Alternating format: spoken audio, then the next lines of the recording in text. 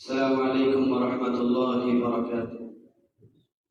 محترم عزیز دوستو، بزرگوں اور نوجوانوں، دعا فرمائیے کہ اللہ تعالیٰ کچھ باتیں ذہن میں ڈال دے، زبان سے نکلوا دے جو ہم تمام کے لیے فائدہ مند ہو، اور اللہ تعالیٰ عمل کرنے کی بھرپور توفیق نصیب فرمائے۔ اس وقت آپ صلی اللہ علیہ وسلم کی بعثت نہیں ہوئی تھی۔ دنیا ہر اعتبار سے، گمراہی کے اعتبار سے، زنا کے اعتبار سے، ہر اعتبار سے دنیا اپنے انتہا پہ پہنچی ہوئی تھی۔ اگر ہم یہ تصور کریں کہ کس انداز میں تھی، ہمارا امیجن جس جگہ جا کر رکتا ہے اس لیول پہ بربریت عام تھی۔ یہ اسلام کی کرم نوازیاں ہیں کہ اسلام نے مساوات کا پیغام دیا، بھٹکے ہوئوں کو راستہ بتایا، گمراہ لوگوں کو ہدایت کے راستے پہ لا کے ڈالا، جن کے مقدر میں جہنم لکھی جا رہی تھی ان کے مقدر میں جنت والے وہ بن گئے۔ یہ اسلام کا کارنامہ ہے۔ اللہ نے ارشاد فرمایا وَمَن يَهْدِهِ اللَّهُ فَلَا مُضِلَّ لَهُ، میرے نبی جس کو میں ہدایت پہ لے کے آؤں اسے کوئی گمراہ نہیں کر سکتا۔ وَمَن يُضْلِلْهُ فَلَا هَادِيَ لَهُ، اور جسے میں گمراہ کر دوں اسے کوئی بھی ہدایت والا نہیں کر سکتا۔ آپ صلی اللہ علیہ وسلم موجود ہیں، چچا ابو جہل ہے جہنم میں، چچا ابو لہب ہے جہنم میں ہے، اس کی زبان سے نکلا تبا لک لہذا جمعتنا یا محمد۔ آپ نے جب صفا کی پہاڑی پہ چڑھ کے جب اعلان کیا تھا کہ لوگوں قولوا لا الہ الا اللہ تفلحوا، لوگوں اللہ کو ایک مانو کامیاب ہو جاؤ گے، اتنا سننا تھا۔ ابو لہب جو چچا ہے اس کی زبان سے نکلا تبا لک لہذا جمعتنا یا محمد صلی اللہ علیہ وسلم۔ نبی تو مانتا نہیں تھا، اے محمد کیا تو نے اسی لیے ہم کو یہاں جمع کیا کہ اللہ کی وحدانیت کا اقرار کرے، جس میں ہلاکت اور بربادی ہو؟ اللہ تعالیٰ کو نبی کی شان میں ایسے جملے کب گوارا ہو سکتے تھے؟ تبت یدا ابی لہب وتب، اس پوری صورت آ گئی۔ علماء کرام نے لکھا کہ جو انسان پڑھتے رہے گا اس کے عذاب میں اضافہ ہوتے رہے گا۔ اب آپ تصور کریں کہ کتنے لوگ پڑھ رہے ہیں، تو بولنا یہ ہے کہ جس کو اللہ ہدایت پہ لے کر آئے اسے کوئی گمراہ نہیں کر سکتا، جسے اللہ گمراہ کرنا چاہے اسے کوئی ہدایت پہ کر سکتا۔ نبی سے پہلے بربریت عام، ظلم عام، قتل و غارت گری عام، 100-200 سال تک انسان لڑنا فخر محسوس کرتا، بچیوں کو زندہ درگور کر دینا، عورتوں کے حقوق نہیں دینا، آپسی مخاصمت کا پروان چڑھاتے رہنا۔ انسان مر رہا ہوتا ہے، وصیت کرتا ہے کہ میرے بعد تم اس جنگ کو کنٹینیو رکھنا، برقرار رکھنا، یہ ہمارے بزرگوں کی نشانیاں ہیں، یہ وصیتیں ہوا کرتی تھی۔ لیکن جب مساوات کا پیغام لے کر میرے اور آپ کے آقا جناب محمد رسول اللہ صلی اللہ علیہ وسلم آئے ہیں تو دنیا دیکھی ہے کہ جو مساوات کا پیغام، جو عدل کا پیغام، مظلوموں کو ساتھ دینے کے جو آپ نے جو راستے نکالے ہیں، رہتی دنیا تک وہ قائم و قائم رہے۔ اسی کے اندر اللہ کے نبی علیہ السلام نے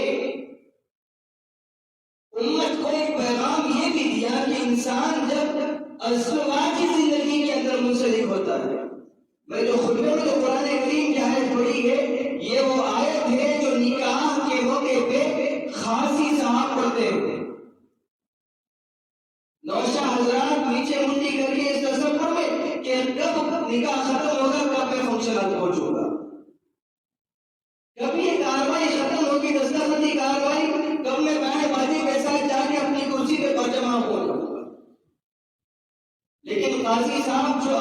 قرآن کی پڑھتے ہیں، اگر اس کو سمجھ کے اگر کوئی بندہ زندگی گزارے تو اس کے روزے کھڑے ہو جائیں۔ اللہ قرآن میں اعلان کرتے ہیں یا ایھا الذین آمنوا اتقوا اللہ حق تقاتہ، ایمان والو اللہ سے ڈرتے رہا کرو جیسا کہ تمہارا ڈرنے کا حق ہے۔ ولا تموتن الا وانتم مسلمون، اس حال میں مت مرو کہ تم بے ایمان ہو کے مر جاؤ، اس حال میں تم آنکھ بند کرو دنیا سے رخصت ہوتے وقت کہ تم مومن بندے ہو رہے کہ مرو تم۔ اور ایک جگہ قاضی پڑھتا ہے وہاں پر ٹھہر کے خلق منها زوجها وبث منهما رجالا كثيرا ونساء تساءلون به والارحام ان الله كان عليكم رقيبا۔ اللہ کی یہ بات ہے، اللہ فرماتے ہیں کہ جوڑی جوڑی ہم نے پیدا کیا ہے، اسی سے افزائش نسل ہوئی ہے۔ آج امت کا نوجوان شادی کر رہا ہے، امت کی بچیوں کے نکاح ہو رہے ہیں، لیکن اتنی زیادہ زندگیوں کے اندر دراڑیں ہیں، العیاس الامان الوفیس، اس کا تصور نوجوان طبقہ بھی نہیں کر سکتا۔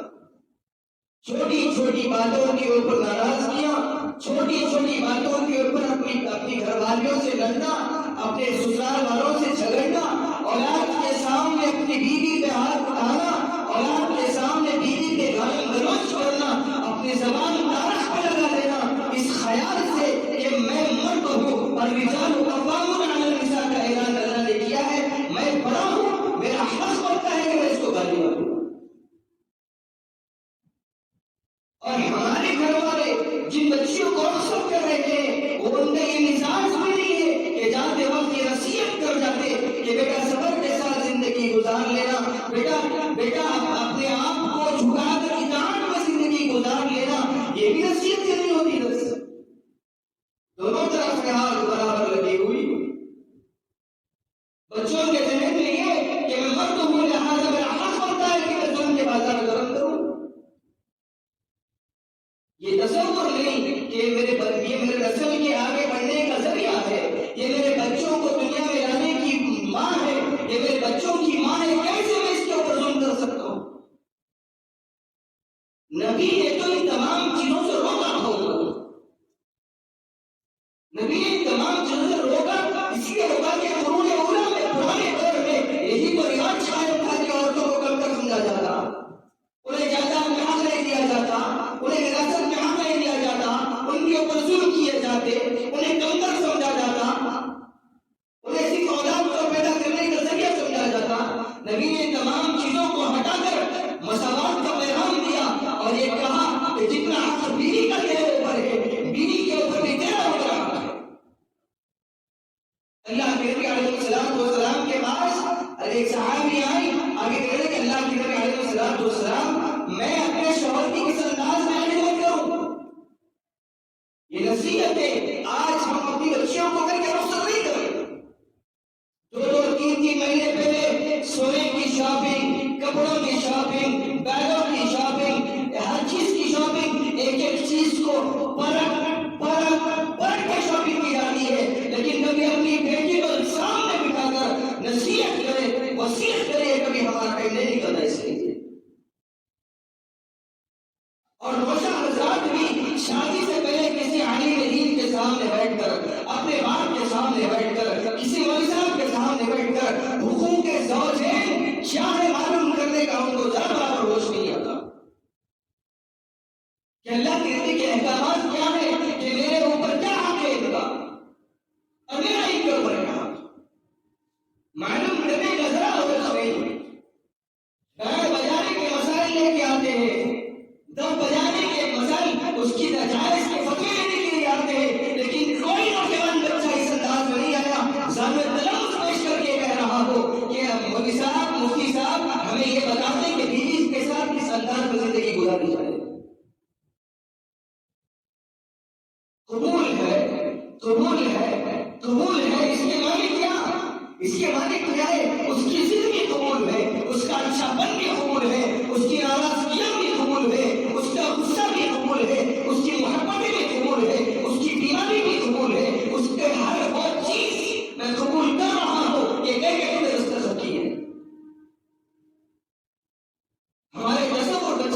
آتی ہے 5-6 دن کے بعد فون آتا ہے کہ مطالبہ ہو رہا ہے اور پیسوں کا۔ حال میں ایک واقعہ کنچن باغ، پھسل گڈھے کے کنچن باغ کے علاقے میں بہت زیادہ وائرل ہوا واقعہ۔ دور والدین جگتیال کے کئی اور علاقے میں رہا کرتے تھے، انہوں نے وہاں سے ان کی بچی نے رات میں فون کیا، جھگڑے چل رہے تھے، بچہ آیا، معافی تلافی کے بعد لے کر گیا، اس کے بعد پھر اپنے پاس رکھ لیا۔ 1 ہفتے کے بعد بچی کا باپ کہہ رہا ہے کہ 1:30 بجے رات میری بیٹی کا مجھے فون آتا ہے، میڈیا میں بات ہو رہی تھی، فون آتا ہے اور یہ کہتی ہے بچی کہ ابا جان میں بہت خطرے میں ہوں، میں بہت ڈینجر میں ہوں، آپ جلدی میرے پاس آ جائے، کوئی مسائل نہیں، رات میں کون سی 1:30 بجے بس رہے گی، 2 بجے کون سے رات میں کون سے سواریاں رہے گی، ہم کار پارک کر کے ہم پہنچ رہے تھے، 3:30 بجے سسرال والوں کے پاس سے بچی کے فون آتا ہے کہ آپ کی بیٹی نے پھانسی لے لی، ہاسپٹل میں اس کی لاش موجود ہے۔ یہ وہ مسلمان ہے جنہیں دیکھ کے شرمائے یہود، اس کے بعد سمجھ گئے کہ اللہ کی عذابات کے پیغامات کیوں آ رہے ہیں، اس کے بعد یہ خیالات کہ ہماری دنیا کیوں نہیں سمجھتی۔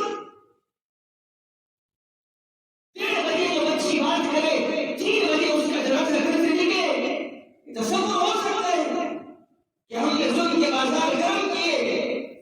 اللہ کے نبی علیہ السلام آپ اپنی زوج محترمہ کے بازو لگے ہوئے، امہات المومنین، یاد رکھیں امہات المومنین، امت کی ماں، آپ کی باری ایک صحابیہ کے پاس، ایک ماں کے پاس لیٹے ہوئے، اس وقت اٹیچ باتھ روم نہیں، اللہ کے لیے قضاء حاجت کے لیے باہر جاتے ہیں، امہات المومنین کے دنیا کے اعتبار سے خیال آیا کہ آپ کسی اور بیوی کے پاس گئے ہوں گے، اب آج تو میری باری تھی، انہوں نے تھوڑا ناراضگی کا اظہار کیا، کنڈی اندر سے لگا دی، نبی آئے، نبی آئے، دستک دی، کھولا دروازہ، اللہ کے نبی آپ میرے ہوتے میں کسی اور کے پاس چلیں گے؟ نہیں گیا، میں قضاء حاجت کے لیے گیا تھا، تھوڑی تھی ناراضگی، اس کے بعد امہات المومنین کے دل میں آیا بس کس لیے میں دروازہ بند کر دیا، کنڈی کھول دی، اگر ہم ہوتے تو علیہ السلام ترتیب دیتے، ہم ہوتے تو اس کا بیگ کرا کر اس کے گھر کو بھیج دیتے عمار بابا کے، اگر ہم ہوتے تو چمٹ اس کے گلے پہ مار دیتے، اگر ہم ہوتے گالم گلوچ کی انتہا کر دیتے۔ اللہ کے نبی علیہ السلام نے مسکراتے ہوئے بازو گئے اور بازو پلک پہ لیٹ گئے، کچھ نہیں کہا، یہ مزاج نبوت ہے۔ آپ نے شریعت امت کو بتائی کہ یہ نازک ہے، تیری مزاج والی ہے، اللہ نے تھوڑا مزاج ٹیڑھا رکھا ہے، اس انداز میں ہی لے کے چلو، ورنہ طلاق، مسئلے طلاق میں بہت زیادہ آ جائیں گے۔ آج اتنے زیادہ طلاق کی ریشیو ہے کہ بچوں کی زندگیاں روڈ پہ، بچے بے حال مددگار، ان کی مستقبل کی کوئی فکر نہیں۔ نوجوانوں سہنا سیکھو، برداشت کرنا سیکھو، شریعت نے بتایا ہے، سمجھ میں نہیں آتا، بچی بھی کہہ رہی کہ میں آپ کے ساتھ گزارا نہیں کر سکتی، اگر آپ کے اندر یہ مزاج سمجھ میں نہیں آ رہا تو اللہ کے نبی علیہ السلام نے کہا عافیت کے ساتھ تم طلاق لے لو، خلا تو اس کو حق ہے، اس کو خلا لے لو، اس کو اپنی زندگی جینے دو، تم اپنی زندگی جیو، ظلم و ستم کے بازار گرم کرنا اللہ کے نبی علیہ السلام نے اس سے منع فرمایا۔ آج انتہا کو پہنچ چکی ہے، آج ہماری بچیوں کو ہم تربیت کر کے بھیج رہے ہیں، گھروں میں کام کاج کی عادت نہیں ڈالے، تعلیم کے نام کے اوپر جس گھر میں جا رہی ہے اگر وہاں پہ کچھ کام بن گیا، کچھ کام لگ گیا، بس میاں بیوی کے اندر دراڑیں آ گئی، اور بچے کے اندر بھی بیلنس نہیں ہے کہ کس کو لے کے چلے۔ ایک عالم دین نے اپنے چھوٹے بھائی کا نکاح ہو رہا تھا، وہ بھی عالم دین تھا اور بڑا بھائی مفتی ہے، نکاح پڑھا رہا تھا، اسے نکاح پڑھاتے وقت اپنے مفتی بھائی سے کہا دیکھو مفتی صاحب، 1000 نہیں کروڑ دفعہ سوچ کر قبول ہے کہنا، جب کہہ چکو تو سوال کے لے کے چلنا پھر آپ کی ذمہ داری بدل، ذمہ داری ہے وہ ہمارے اوپر عائد ہو جاتی ہے۔ خلق منہا زوجہا، ہم نے تمہارے سمجھتا ہے کہ میں باہر جاؤں، پہاڑوں میں گھوموں، عیاشیاں کروں، کسی اور کو گاڑی پہ بٹھا کر لے کر جاؤں اور آوارہ گردیاں کروں اور ایک تصور کر کے گھر میں آؤں اور تو بیوی تہجد میں سجدے میں ہو، بیوی کے ہاتھ میں قرآن ہو، آتے ہی آپ کے پیر سے سانس اتارے. یہ خام خیالی ہے ہماری. خلق منہا زوجہا، اللہ نے تمہارے اندر سے جوڑے پیدا کیے. تم کس مزاج سے ہوگے وہی مزاج کی وہ چیز ہوگی. اللہ نے کہہ دیا کہ ہم نے اچھی عورتوں کے لیے اچھے مرد، خبیث عورتوں کے لیے خبیث مرد نے پیدا کر کے رکھے.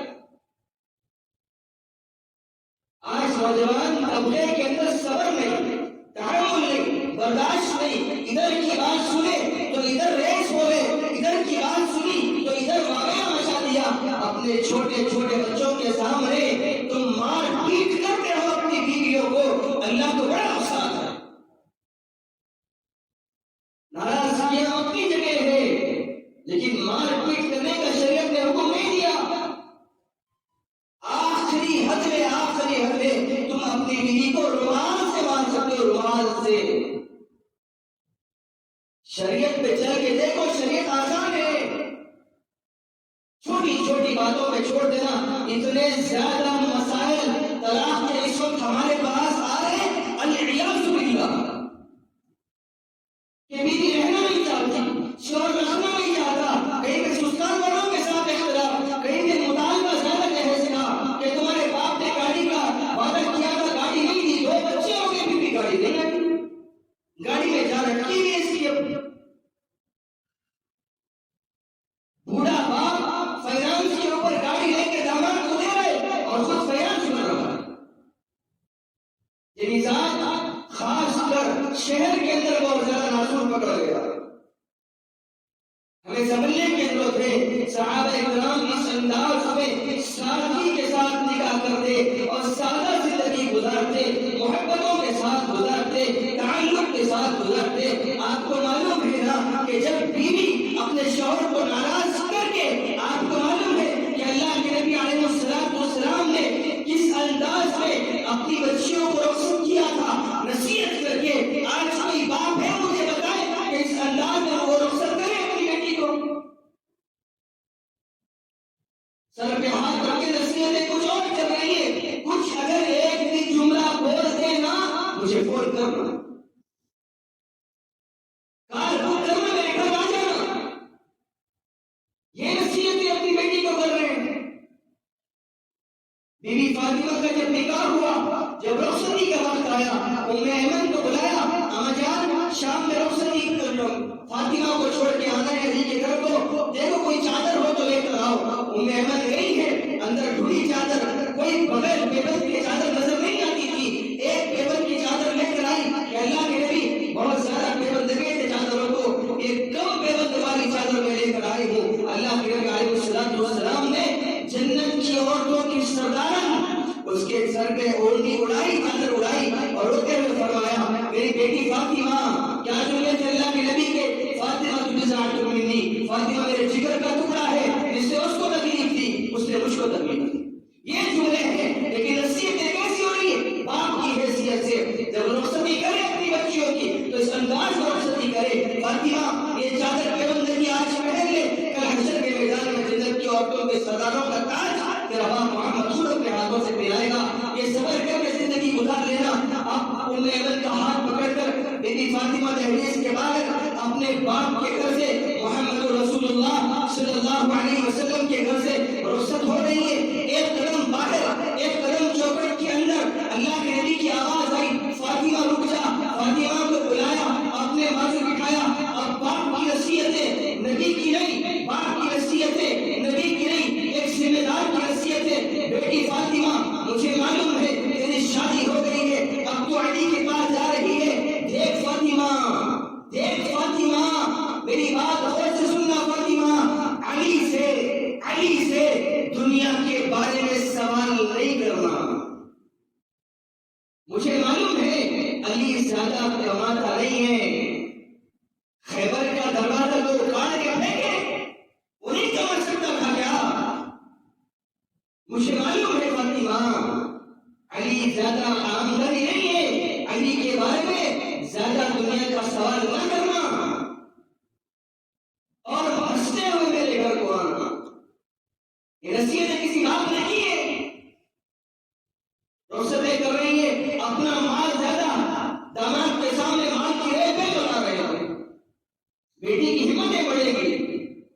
ہم نے اپنی آنکھوں سے دیکھا ہے کہ شوہر نے فریج کا ڈور زور سے لگایا, بیوی کے اندر سے آواز آئی, ہمارے ابا دیا تو بیٹے آہستہ.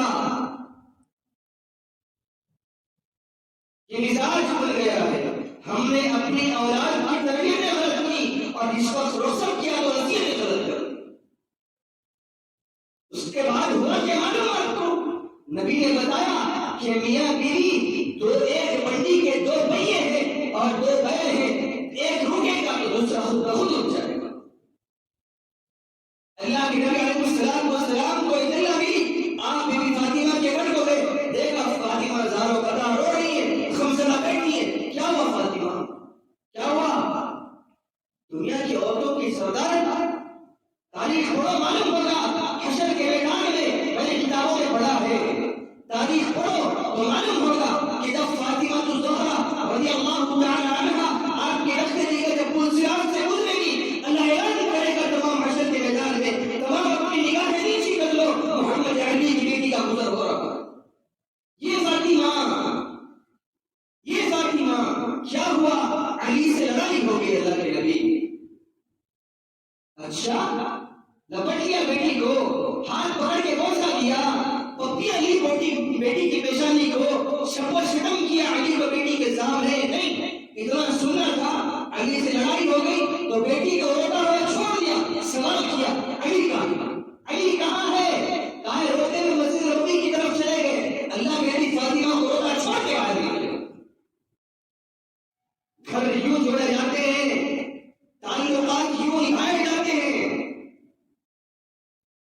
آج بچیاں بھی زور میں آ کے گھر کے باہر نکل رہی کہ تم مجھے غصہ کرنے والے کون, تم مجھے شک و شتم کرنے والے کون. تربیت غلط ہو گئی اور بچوں کے اندر بھی صبر نہیں. ان کا ایگو اتنا زیادہ ہو گیا ہے کہ جان کہاں جاتی ہے جان. ارے بھائی تیری عزت ہے, ارے بھائی اپنی اولاد کی وہ عزت پر پھر کے باہر جا رہی ہے, جا کے ہاتھ پکڑ کے کھینچ کے لاتا گھر میں. سمجھاتا, بجھاتا, اس کی بات صبر سے سنتا, پھر سمجھ میں نہیں آتا تو لے کر کے خود چھوڑ کے آتا اس کے گھر کو. گھر کے باہر کہاں نہیں رہتی ہے. یہ چیزیں نشتر بن کے سینے پہ رکھتی ہیں. علی بن ابی طالب مسجد نبوی کے آنگن میں لیٹے ہوئے تھے, تہبند بنی ہوئی تھی, آنکھ پہ چادر کوئی نہیں تھی, لیٹے ہوئے تھے. آپ کی بیوی کو مٹی لگی ہوئی تھی. اللہ کے نبی علیہ السلام سامنے گئے اور اپنے پیر کے انگوٹھے سے حضرت علی کے کمر میں یوں کہا, قم یا ابا تراب قم. اس کا مطلب یہ تھا کہ علی اٹھو. ابو تراب کا لقب حضرت علی کو وہاں ملا. قم یا ابا تراب مطلب یہ تھا ارے اٹھ. مٹی کے بعد میاں بیوی میں چھینی گولیاں چلتی رہتی ہیں, لڑائیاں ہوتی رہتی ہیں, ناراضگیاں چلتی رہتی ہیں. اس کا مطلب یہ ہے کہ تم یہاں کے لیے چلو. اٹھایا, ہاتھ پکڑا, گھر میں آئے, فاطمہ کو سینے بٹھایا اور علی کو بازو بٹھایا. دونوں کا ہاتھ ایک ہاتھ میں رکھا اور اپنا ہاتھ اس پہ رکھ کے کہا, بولو ہم نے صلح کر لی, بولو ہم نے کمپرومائز کر لی. دونوں نے زور سے کہا, اللہ کے نبی ہم نے کمپرومائز کر لی, ہم نے جھگڑا ختم کر لیا, ہم نے صلح کر لی. اللہ کے نبی علیہ السلام نے نبی کی ہونے کے ناطے, نبی کی حیثیت سے اللہ کے نبی نے ہاتھ الگ کیا. صلح کرانے کے بعد ہاتھ الگ کر کے بی بی فاطمہ کی طرف نہیں دیکھا, علی کی طرف. فاطمہ بازو, نصیحتیں فاطمہ کو ہو رہی ہے لیکن توجہ پوری حضرت علی کو. علی میری بیٹی فاطمہ سے کہہ دینا. یہ جملہ فاطمہ کو نہیں کہہ سکتے تھے, محبت کے ٹھاٹے مارے گی. پھر یہ جملہ جو بولنے والے تھے نبی یہ نہیں بول سکتے تھے. فاطمہ کو بازو رکھا. علی اپنی اہلیہ میری بیٹی فاطمہ سے کہہ دینا اگر وہ اس حال میں دنیا سے رخصت ہو جائے کہ علی تو اس سے ناراض تھا, علی تو اس سے ناراض تھا, تو یاد رکھنا علی فاطمہ سے کہہ دینا کہ میں باپ محمد رسول اللہ اس کی جنازے کی نماز نہیں پڑھوں گا.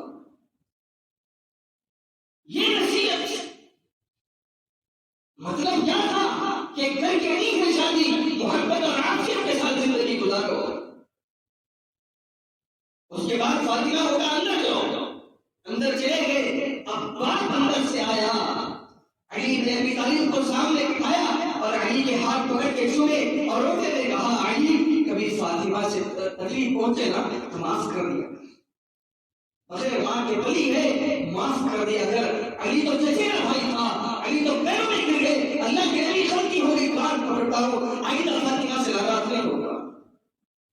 نصیحت بیٹی تو وہ علی داماد کے ساتھ یہ رویہ، خوشخبریاں نہیں تو پھر کیا آئیں گی گھر کے اندر. ہمارا مزاج بدل گیا، ہمارے تیور بدل گئے. ہم نے ایک مہینے پہلے، کاش ہم نے ایک دو مہینے پہلے بچی کے ہاتھ میں اگر تحفہ دلہن کتاب دے دیتے اور بچے کے ہاتھ میں تحفہ زوجین تحفہ دلہا دے دیتے، بیٹا پڑھ بیٹی پڑھ، زندگی گزارنے کے ڈھنگ جو ہمارے پاس تھے تیرے، کہیں وہاں پہ تو اس کا تصور کر کے لے کے نہ جائے. پڑھا دے. اپنے مال کی فراوانی دکھانے کی چکر میں ہم نے ہر چیز کو فراموش کر دیا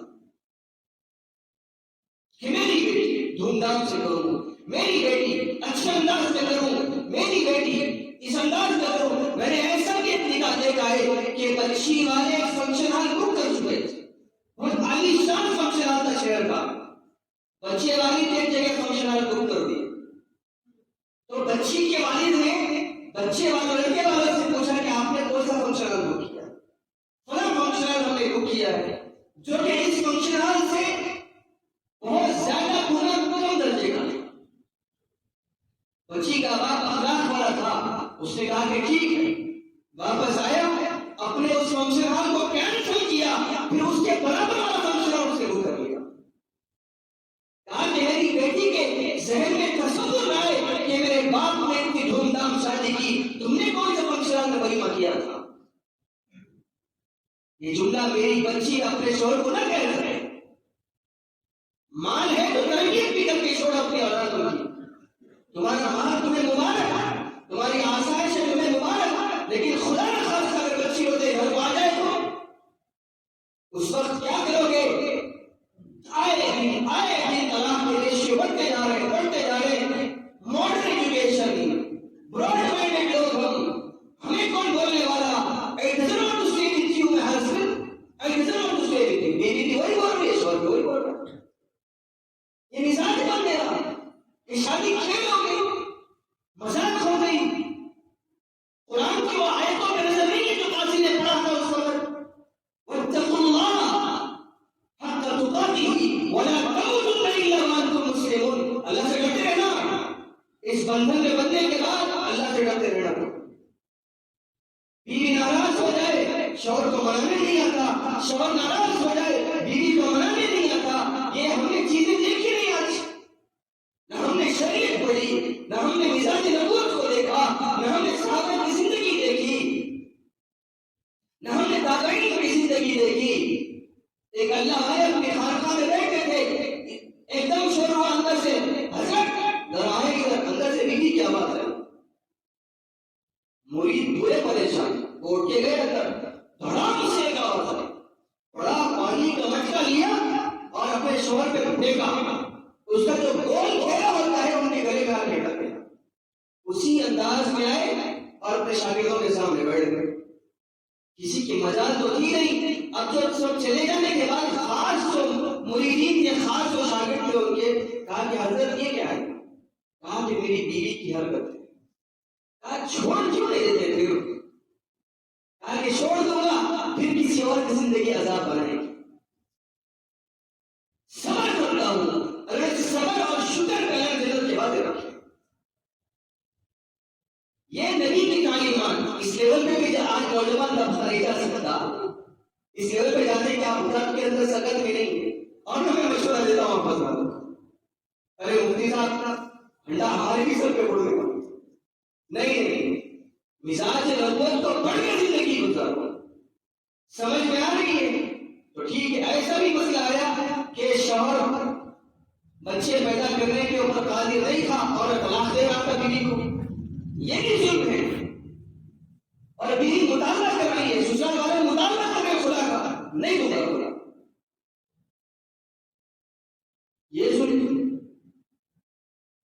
یہ ایسے کب ہوا؟ شریعت سے دور ہونے کی وجہ سے۔ ہم صرف وضو کرنا معلوم ہے، غسل بھی اور کم نوجوانوں کو معلوم، اتحیات معلوم، سورہ فاتحہ 4 زمرے سورہ معلوم، بس اپنے آپ میں ولی کا سرٹیفکیٹ لے کے بیٹھے۔ شریعت نہیں معلوم، شریعت پڑھو تو معلوم ہوگا نبی کے کیا ارشادات ہیں، شریعت پڑھو تو معلوم ہوگا نبی کے کیا فرمودات ہیں، نبی نے کس انداز میں زندگی گزاری ہے اپنے زوجین کے ساتھ۔ کیا بتاؤ میرے دوستو، ایک مہینہ گھر میں چولہا نہیں سکتا، لیکن 9 کی 9 بیویاں راضی اللہ کے نبی سے۔ آج تم پیزا مت لے کر آؤ پلٹ کے سو جائے گی بیوی، برگر لے کے مت آؤ، بیوی کی ناراض ہو کے پھر کچن میں سے آوازیں شروع ہو جائیں گی۔ اللہ کے نبی علیہ السلام نے شریعت بتائی، تو شریعت کو ہم نے چھوڑ دی تو عامل شروع ہو گئے زندگی میں۔ اور کبھی ایک چیز چھوٹی سی میں آپ خدا کے سامنے بیان کرنے کی جگہ لیتا ہوں کہ اپنی بیویوں کے کھانوں کی تعریف کر لیا کرو۔ اللہ کے نبی علیہ السلام کی سنت، کبھی کچن میں ٹھہر کے تم 1-2 سالن بنا کے واپس آ جاؤ، اے نبی تمہارے پسینے چھوڑ جائیں، اس کے بعد تم پھر تمہاری شکایتیں، نمک زیادہ ہے، نمک کم ہو گیا، روٹی جل گئی، یہ مزاج اگر تم بولو گے تو اس کے سینے پہ مشرب نہیں لگے گا تو بٹا کر کہ تمہاری اولاد بھی سنبھالے، تم کو سنبھالے، تمہارے کپڑوں کو استری کر کے دے، تمہارے کپڑے دھوئے، تمہیں پکا کے بھی دے، اس کے بعد تانے الگ فری میں۔ مزاج سے بچو۔ اللہ کے نبی نے کعبے کا مینار پکڑ کے کہا، کعبہ تو عزتوں والا، شہرتوں والا، عظمتوں والا، کبریائی والا، بڑائی والا، لیکن سن تجھ سے زیادہ عزتوں والا، بڑائی والا، کبریائی والا میرا ایک امتی ہے۔ کیوں؟ تو چاہے گا اگر تجھے کسی نے توڑ دیا تو پھر بنایا جا سکتا ہے، میرے امتی کا دل ٹوٹا تو نہیں بنتا۔ دل توڑنے سے بچو، خاص کر اپنی بیوی کے ساتھ محبت والا رویہ اختیار کرو، اور بچیوں کے والدین سے بھی گزارش کرتا ہوں کہ اپنی بچیوں کو نصیحت اچھی کرو کہ اپنی شوہر کی بڑائی بیان کرو کہ تمہارے شوہر ماشاءاللہ اتنے اخلاق والے، ایسے ہیں ویسے ہیں، ان کی تعریف کرو۔ کیا چوب کرکری کر دے گا تیرا شوہر؟ اب یہ بولیں گے تو اس کے مزاج میں کیا نہیں، اب اس کو وہ بھی شیر ہو جائیں گے کہ سب میرے شوہر کے خلاف تو میں بھی خلاف۔ چلو ڈنڈا پکڑ کے شروع ہو میاں بیوی کی۔ وہ ایک جوک ہے نا، ایک بچہ اسکول دیر سے پہنچا تو اسکول دیر سے کیوں ہے بیٹا؟ کہا کہ جوتے گئے تھے۔ کیا ہوا؟ ایک امی کے ہاتھ میں تھا، ایک ابا کے ہاتھ میں، دونوں لگ رہے تھے۔ گھر کے اثرات آپ کے مدارس تک، اسکول تک جاتے ہیں بچوں کی زبان میں، وہ سمجھ جاتے ہیں، ٹیچرز بچے کا ٹفن دیکھ کے سمجھ جاتے ہیں کہ میاں بیوی میں کیا تعلقات۔ اگر ٹیچر میٹنگ کے بعد سامنے آئیں گے اور آپ کا ٹفن دیکھ کر ٹیچر سمجھ جاتے ہیں کہ آج میاں بیوی میں جھگڑا ہوا ہوگا، کچھ کرکری ہوئی، اس نے ٹفن بھی سمجھا دیا،